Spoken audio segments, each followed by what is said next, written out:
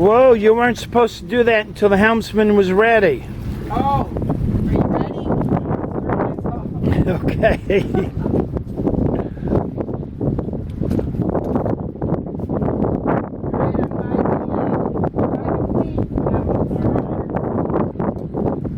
Casting off from the fuel dock, heavy wind, port bow.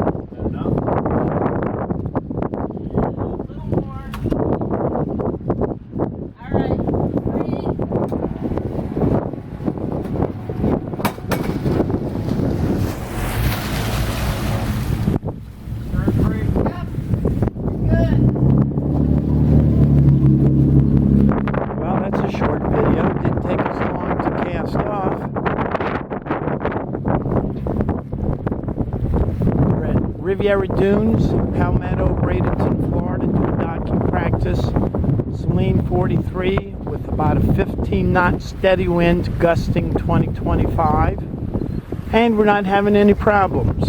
Single engine, bow thruster, stern thruster. New owners, this is our second day aboard the boat. If you want to learn more about docking, check our docking DVDs. Ask Captain Chris.